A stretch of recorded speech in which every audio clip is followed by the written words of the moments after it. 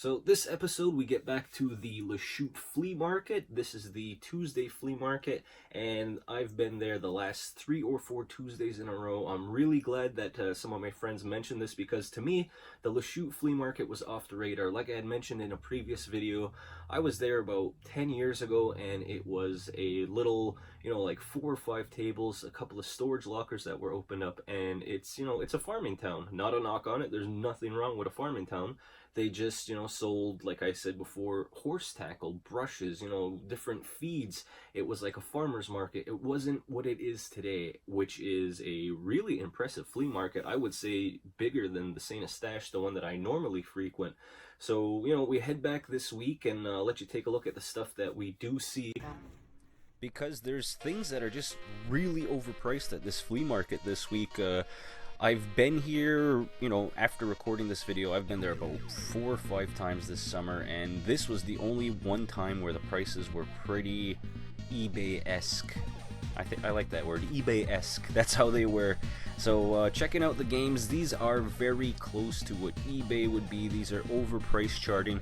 Even if you're American watching this and you're thinking of the Canadian conversion, like, this is still high prices for these games. It's very nice to see so many games out in abundance and some boxed games, but the prices, I was just like, I couldn't pull the trigger on anything, and there was a few games that I wanted.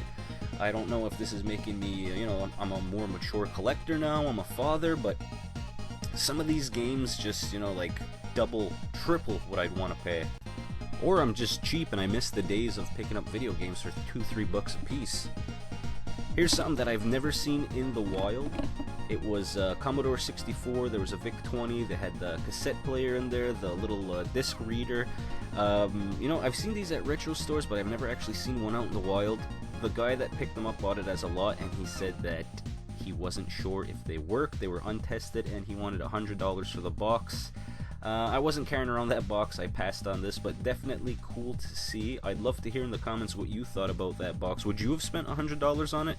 Sight unseen, untested. I didn't see any wires either. Brought my nephews along again, and he's become quite the G.I. Joe collector. He's got a knowledgeable eye, he knows what he needs, he knows what he likes, he knows what weapons go with what. Here we have the Gemini. Plays Atari 2600 games, PS1, a few Master System games. Nice to see stuff like that. Boxed Bravestar. When I was a kid, I thought Bravestar was the coolest guy. Native American cartoon, right up my alley. Too bad it was only 1 season. And then, of course, your standard PS3s. There's some PS2s down there, sound systems. They were $60 each. No wires again, no controllers. That's a pass for me. And then on the way out of the flea market, I stopped in at a little thrift shop, grabbed a bag of Transformers, which I think I left the bag in the trunk of my car, because watching this now, I'm like, hey, where the heck did those go? So we'll have to dig those out later.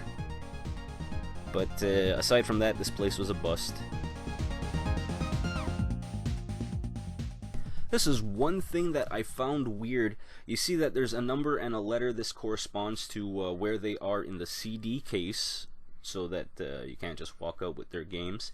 But there's no prices on it. You have to bring them up, and then they'll tell you what the prices are. And I gotta tell you, the prices on these games were not great, so I didn't pick anything up. And then, because I didn't know where else to put this, I am just showing you guys the dollar store fast. They got some Star Wars Pops if you're interested. Gobble, gobble, gobble! Introducing Pac-Man, a new board game from MB Games. You control your Pac-Man as it gobbles up marbles and piles up the points, but watch out for the ghosts. You can move it in or out of the maze, or back in as long as you... Gobble, gobble, gobble! And the one who gobbles up most wins. And look out for Frogger, Donkey Kong, Zaxxon, Berserk, and Defender. And, of course, Pac-Man from MB Games. So Arkham and I are heading to Toys R Us. We haven't been pushing potty training on her too much, but her potty is in the bathroom, and she's starting to let us know when she needs to go, and she's getting a lot of positive reinforcement whenever she does go. So she had a couple of good mornings in a row, So I said, you know what, we'll go to Toys R Us, we'll get you a nice toy. There was a couple of things on sale I had seen on the Flip app, and we decided to take a look, let her pick a few things, and of course, you know, Dada is going to find some stuff too. We're going to Toy Story 4? Yeah. Are you excited? Yeah. What are you going to buy? My toys. What's in this area, Arkham? What's all this stuff? Legos. You're so smart. Oh, Lego. Oh, Mm-hmm. So, like I mentioned, we came by here quickly because it was advertised that there's going to be stuff on liquidation and 20% off, 30% off on certain items. So there was the Play mobile figures, there was WWE characters, a lot of the art supplies, some bikes, Transformers, and some of the Star Wars figures. So I come around quickly to look because these are available in the dollar store now.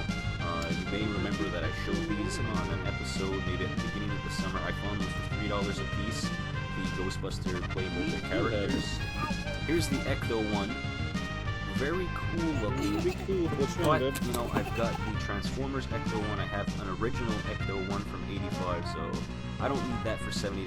Maybe if that ever goes on sale, I would pick it up for, say, around $30. Now, Arkham's deciding on what she wants. She likes Peppa, she likes Nella, she likes Paw Patrol, but she loves Play-Doh and coloring. So she got a coloring book and some Play-Doh. And then we come quickly to check the Transformers and Star Wars stuff.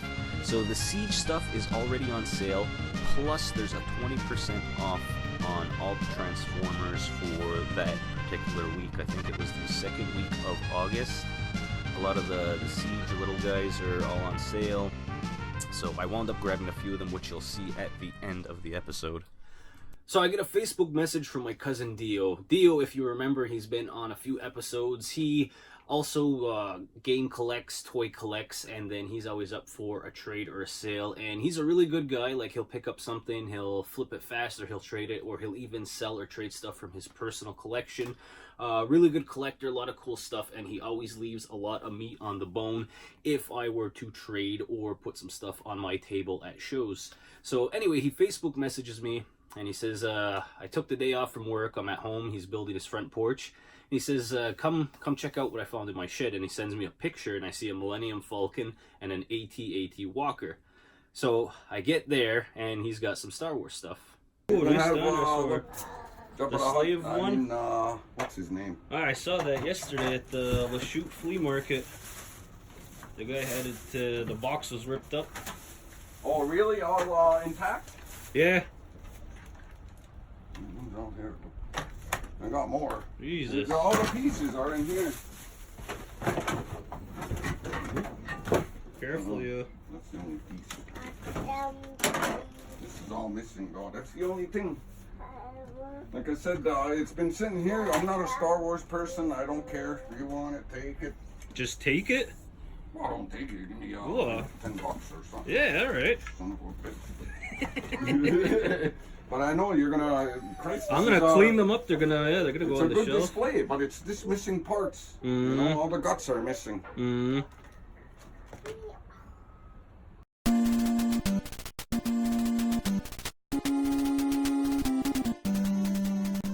So, like you heard my cousin mention, he said, give me like something like $10. I wound up giving him $25, you know, because I thought that was a fair price to him, and he just wanted to get rid of it basically. Now, these are shells. I know that they, some of them are in tough shape, like the Slave 1 is missing a lot, the Millennium Falcon, like they're all missing pieces, but to me, these are the 1980s toys. These are my cousins, and you know, they've been sitting in the shed for such a long time, they needed to be taken out, cleaned, and they have to be given a proper home.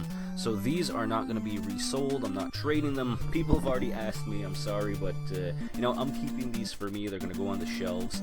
Maybe in the future 1 or 2 pieces could be traded out, but for now I'm keeping these for myself. This is, you know, this is total nostalgia. I'm going to hang on to them. That inside needs to be cleaned. What a trip though to see this. And my one pickup from the flea market trip was a $20 Pac-Man board game that you saw at the beginning of the episode. There was a $25 sticker on it, shout out 20. The guy of course took it and now it is mine. And now that I have it, it's obviously a cool display piece, but you know, for me, I'm not gonna lie to you guys, in all honesty, I'm gonna take this to the retro show and I'm gonna try and sell it. I'm gonna try and get $30 out of it. You know, that's the way sometimes it goes. You buy stuff that you think other people might be interested in, make a couple of bucks, and then you can buy things that you like later on.